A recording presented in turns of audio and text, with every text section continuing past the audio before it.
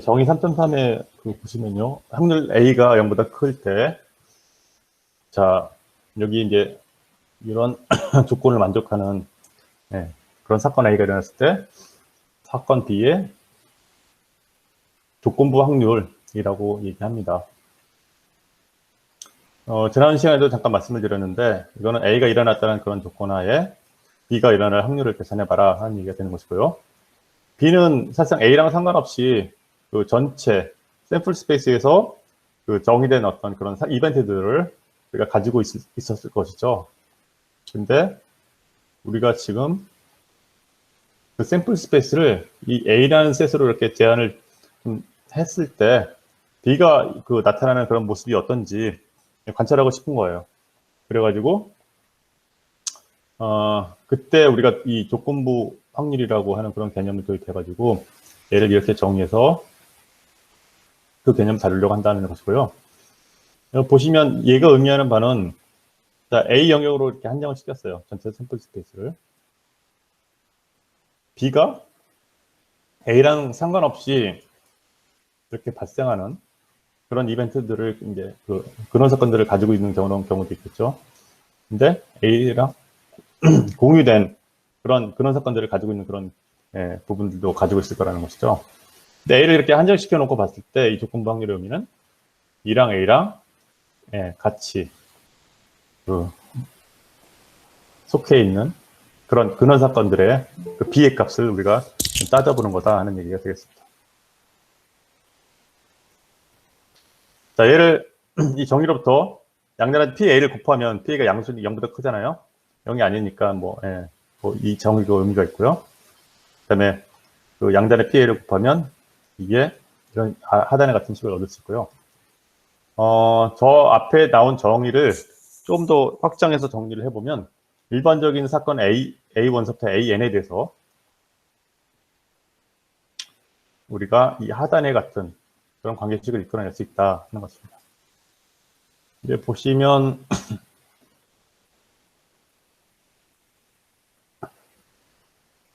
A랑 AN의 그 전체 교집합의 확률은 어떻게 우리가 얘기할 수 있어요?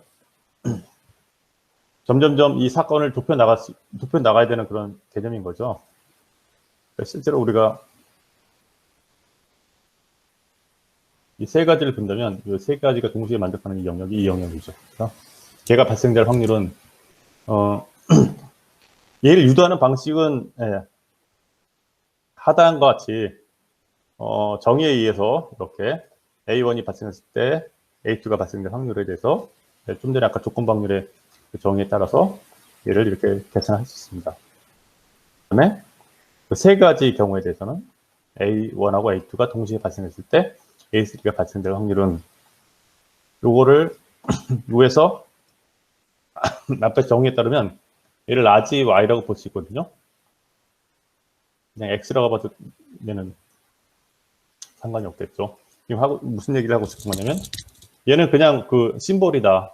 특정한 그 집합을 나타내는 그런 의미 있는 그런 집합은 스페시픽한 집합은 아니기 때문에 우리가 걔를 대체해서 어떤 집합이든지 그런 관계식을 가지고 정의를 할 수 있는 것이죠. 그러니까 이것도 하나의 집합이면 앞에서 얘기했던 그 사건 A가 될 수 있는 그런 집합이 샘플 스페이스의 부분 집합이 되면 이런 관계를 우리가 정의를 할 수 있는 겁니다. 이런 관계식을 유도할 수 있는 거예요. 일반적으로. 그러니까 근데 여기서는 A1하고 A2 교집합을 갖다 이제 준 거고요. 그게 분모에 이렇게 본 거고 이쪽도 하나의 덩어리로 움직인다고 보시면 걔랑 A3랑 교집합을 이제 우리가 고려하는 것이죠. 보시면 A1하고 A2랑 A3랑 있으면 A1하고 A2 교집합이 있을 거 아니에요? 이 덩어리예요. 근데 이 가운데서도 A3 이게 발생했을 때 A3가 발생될 그런 그 확률을 관심있어 하는 거니까 A3랑 공통으로 속하는 이 부분에 대한 그런 B 값을 우리가 이렇게 계산할 수 있게 된 것이죠. 자, 어쨌든 이런 과정들을 N-1개 집합들에, N개의 집합들에 대해서까지 이렇게 쭉 나열을 한 다음에 양단에다가 이거를 이쪽 처음에는 PA1을 곱하고 그럼 이렇게 되겠죠. PA1 곱하기 A1 교집합 A2에 대해서 곱하면 이렇게 되고요. 다 곱한 다음에 이제 캔슬레이션 시키는 거예요. 같이 들어있는 것들은.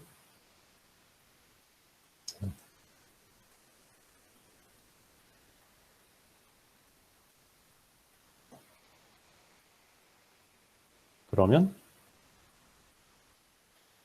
다 지워지고, 그러니까 변변을 다 곱하면 다 지워지고 남는 게 요거 PA1 이쪽에, 그다음에 PA2바 A1 요거, 그다음에 A1 교집합 A2, A3 요거 이런 것들이 남게 되죠. 그래서 왼쪽에는 얘는 오른쪽이 되겠죠.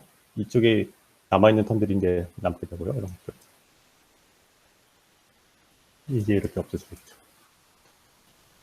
그 다음에 오른쪽에는, 이 오른쪽은 얘는 왼쪽이 되겠죠. A1하고 AN의 교집합에 대한 확률이 이렇게 남게 됩니다. 이렇게 해서 증명을 할 수 있고요. 비보건 추출에 대해서 우리가 이 좀 전에 앞에서 봤던 그 내용을 적용해서 이 확률을 계산할 수 있었다 하는 것입니다. 자, 예제 3.9 보시면 6개의 흰 공과 4개의 검은 공이 들었으니까 차례로 임의공을 꺼내는 시행을 반복할 때 처음 3번의 시행에서 모두 흰 공이 나올 확률이 거예요. 지난번에 했었는데요. 요거를 앞에 있는 그런 정리에 입각하면 이런 3개의 확률의 곱으로 표현할 수 있고요. 각각에 대해서 계산이 된다 하는 것인데, 자, 어쨌든 우리가 확률을 풀 때 가장 기본적인, 그 뒤에서 좀 다르겠지만, 가장 기본적인 그런 그 능력은 그 경우의 수를 잘 따져야 돼요. 주어진 문제를 잘 이해를 해야 되고, 문제의 시행이 무엇인지 이제 알아야 되는 거고, 그 시행으로부터 그런 사건들이 무엇이고, 그다음 확률이 무엇이고, 확률 변수가 무엇이고, 그런 정의로부터 얘가 어떻게 그 문제를 풀 수 있는지, 이런 것들을 잘 파악할 수 있어야지 문제가 해결되겠죠. 좀 뒤에서 말씀드릴게요. 정의 3.4는 이제 분할에 대한 얘기인데요. 이게 표본공간 S에 대해서 사건들을 이렇게 A1, A2, AN을 고려했는데, 얘네들은 서로 배반이에요. 배반이라고 했던 것은 앞에 정의했었는데, 또 폐화의 지역의 교집합이 공집합인 그런 조건을 이제 만족하는다고 보시면 되고요. 그러니까 이렇게 공통되는 요소가 없어요. 그런데 합쳐놓으면 전체 집합 S가 됩니다. A1, A2, AN을 이때 A1, A2, AN을 S의 분할이라고 이제 파티션이라고 이제 부르는 것이고요. A1, A2, AN가 그 표본공간 S의 분할이면 임의의 사건에 대해서 이게 성립한다는 것이 있습니다. 보시면 A1하고 A2하고 그때도 말씀드렸는데 B를 여기다가 두면 각각의 서로 A1하고 A2는 교집합이 없으니까 각각의 집합에 대한 B하고 교집합의 그 포션에 대한 확률들을 다 더해 나온 게 그 전체 B 사건에 대한 확률값이 되겠죠. 교집합에 대한 표현을 앞에 그 조건부 확률을 바꿨으면 얘가 이렇게 밑에도 서메이션으로 바꿔서 쓸 수 있겠다 하는 것입니다. 베이지의 정리가 이제 나오고 있고요. 자, A1, A2, AN과 표본공간 S의 분할일 때 임의의 사건 B와 K는 1서부터 N에 대하여 B가 발생했을 때 AK가 발생될 확률을 이렇게 표현할 수 있었잖아요. 앞에 정의에 의하면. 네. 근데 좀 전에 B가 분할이라고 A1, A2, AN이 분할이라고 한다면 B 대신에 우리가 바꿔 써서 표현했던 그런 식 앞에 좀 전에 이제 다뤘었죠. 요거요. 그걸 바꿔 이렇게 넣어주고요. 교집합에 대한 그런 표현도 이렇게 동치인 그런 그런 값을 바꿔서 표현하면 이렇게까지 표현할 수 있겠다는 얘기가 있습니다. 이제 3.10인데요. 어느 지역의 전체 주민 중 4%가 독감에 걸려 있는데 진단 검사를 했을 때 실제 독감에 걸린 사람에 대하여 양성 반응이 나올 확률인 민감도가 0.9고요. 독감에 걸리지 않은 사람에 대해서 음성 반응이 나올 확률인 특이도가 0.8이라고 할 때 다방률을 구하시고 그랬어요. 실제 독감에 걸린 경우를 동그라미로 표시하고요. 안 걸린 그 경우를 X로 표현했습니다. 한 사람에 대해서. 검사의 결과, 독감에 대한 검사 결과가 그 양성이면 T고요. 음성이면 F로 이제 표현을 했습니다. 그러면 두 개가 갖는 관계성은 네 가지 경우죠. 그죠? 우리가 앞에서 다 살펴봤어요. 이 조각이 네 가지 조각으로 나눠집니다. 동시에 속하는 거, 동시에 속하는 거, 실제 독감일 때 이제 검사 결과도 양성인 거, 실제 독감이 이제 걸렸는데 검사 결과가 음성인 거, 독감이 걸리지 않았는데 검사 결과가 양성인 거, 그다음에 독감도 안 걸리고 그 독감 검사가 음성으로 나온 거, 이런 네 가지 케이스가 있습니다. 그죠? 이런 관계성은 이런 관계성이 네 가지가 이제 있는 것이고요. 이걸 염두에 두고 우리가 이제 문제를 풀면 되겠습니다. 여기서 이제 문제에서 나왔던 건 뭐냐면 실제 독감에 걸린 사람에 대하여 양성 반응이 나올 확률은 0.9라고 그랬죠. 그러니까 O하고 T의 경우에 0.9가 되고요. X하고 F인 경우에 0.8이라고 이제 여기서 문제에서 주어졌어요. 걸리지 않은 사람에 대해서 음성 반응이 나올 이제 확률인 거죠. 자, 이런 식으로 네 가지 케이스로 나눠서 이렇게 다루는 경우는 비단 여기 문제에 국한된 게 아니라 일반적인 모든 굉장히 많은 케이스에 대해서 우리가 다루고 있거든요. 이게 이제 얼굴 인식을 한다, 예를 들면. 그러면 어떻습니까? 본인 얼굴일 때 얘가 본인 그 사람의 어떤 특정한 사람의 얼굴이다라고 맞게 판단하는 경우, 본인 어떤 특정한 사람의 얼굴이 아닌데 그 특정한 사람의 얼굴이라고 판단하는 경우, 근데 본인 얼굴인데 아니라고 판단하는 경우, 아닐 때 아니라고 판단하는 경우. 그러니까 사람이 A일 때 이 사람이 이제 맞는지 틀린지를 이제 판정할 때 이런 식의 논의를 많이 쓰죠. 그러니까 본인이면 본인이 맞다고 판정해줘야 되는데 본인임에도 불구하고 본인이 아니라고 판정하는 경우나 아닌 경우에는 이제 다른 사람이라고 판정하는 경우라든지 그런 식의 경우들이 생기게 됩니다. 다시 문제로 돌아서요. 무작위로 선택된 한 주민에 대해서 진단검사에 대해서 양성 반응이 나올 확률을 이제 물어봤거든요. 네. 그러니까 주민이 있어요.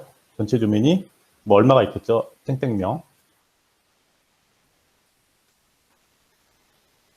이 중에 4%만 독감에 걸렸어요. 나머지 96%는 독감에 안 걸린 상태입니다. 자, 양성 반응이 이제 여기서 이제 1번에서 물어보는 것은 진단 검사를 했을 때 양성 반응이 나올 확률을 이제 물어본 거죠. 양성 반응이 나올 그런 확률을 계산하기 위해서 무작위로 선택된 한 주민이 독감에 걸려 있는 사건을 A라고 그러고요. 진단 검사에서 양성 반응이 나오는 사건을 B라고 하겠습니다.